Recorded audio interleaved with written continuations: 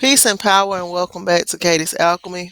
My name is Nina. I'm Katie's granddaughter, and today we're getting back into the book "How to Win Friends and Influence People," the only book you'll need to lead you to success by Dale Carnegie.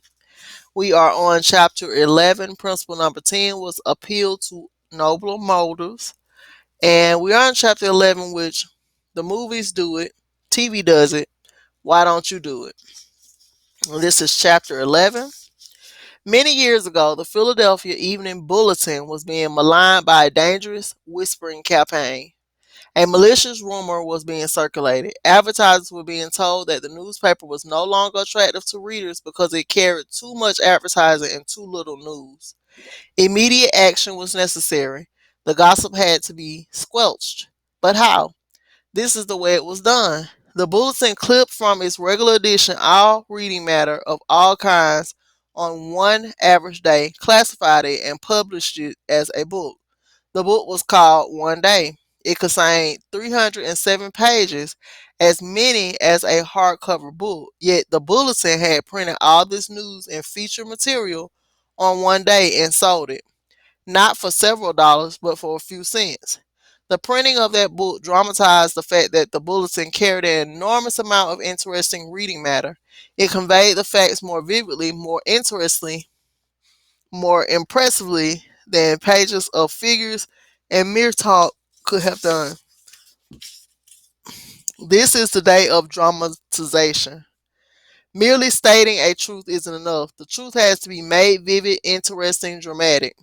You have to use showmanship. The movies do it, television does it, and you will have to do it if you want attention.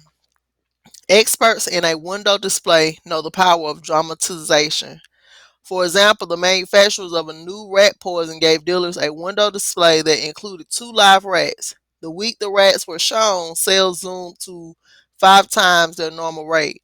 Television commercials abound with examples of the use of dramatic techniques in selling products. Sit down one evening in front of your television set and analyze what the advertisers do in each of their presentations. You will note how an antacid medicine changes the color of the acid in a test tube while its competitor doesn't. How one brand of soap or detergent gets greasy shirt clean while the other brand leaves it gray. You'll see a car maneuver around a series of turns and curves far better than just being told about it. Happy faces will show contentment with a variety of products. All of these dramatize for the viewer the advantages offered by whatever is being sold, and they do get people to buy them.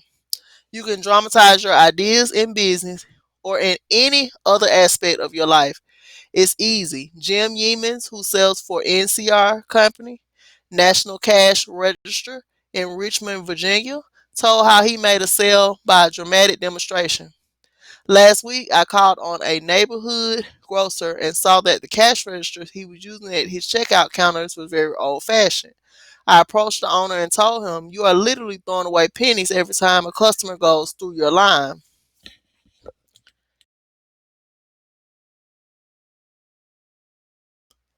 With that, I threw a handful of pennies on the floor. He quickly became more attentive.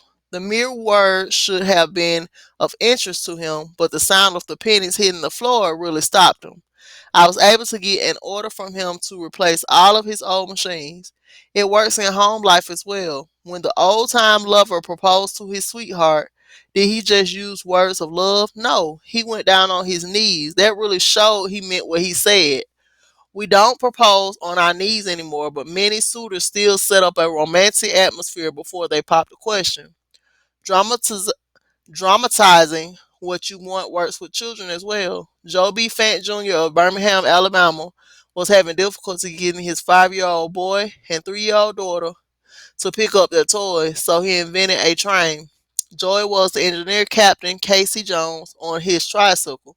Janet's wagon was attached, and in the evening, she loaded all the coal on the caboose, her wagon, and then jumped in while her brother drove around the room. In this way, the room was cleaned up without lectures, arguments, or threats. Mary Catherine Wolfe of Mishawaka, Indiana, was having some problems at work and decided that she had to discuss them with the boss.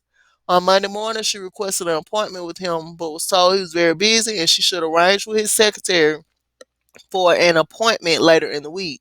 The secretary indicated that his schedule was very tight, but she would try to fit her in. Miss Wolf described what happened. I did not get a reply from her all week long. Whenever I questioned her, she would give me a reason why the boss could not see me. Friday morning came and I had heard nothing definite. I really wanted to see him and discuss my problems before the weekend, so I asked myself, how could I get him to see me? What I finally did was this. I wrote him a formal letter. I indicated in the letter that I fully understood how extremely busy he was all week, but it was important that I speak with him. I enclosed a form letter and a self-addressed envelope and asked him to please fill it out or ask his secretary to do it and return it to me. The form letter read as follows: Mrs. Wolf, I will be able to see you on whatever date and time. I will give you however many minutes of my time. I put the letter in his basket at 11 a.m. and at 2 p.m. I checked my mailbox. There was my self-addressed envelope. He had answered my form letter himself and indicated he could see me that afternoon and could give me 10 minutes of his time. I met with him and we talked for over an hour and resolved my problems. If I had not dramatized to him the fact that I really wanted to see him, I would probably still be waiting for an appointment. James B. Boynton had to present a lengthy market report. His firm had just finished an exhaustive study for a leading brand of cold cream. Data were needed immediately about the competition in the market. The prospective customer was one of the biggest and most formidable men in advertising business, and his first approach failed almost before he began. The first time I went in with Mr. Boynton explained, I found myself sidetracked into a futile discussion of the methods used in the investigation. He argued and I argued. He told me I was wrong. I tried to prove him to him that I was right.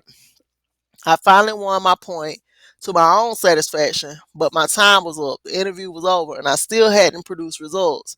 The second time, I didn't bother with tabulations of figures and data. I went to see this man.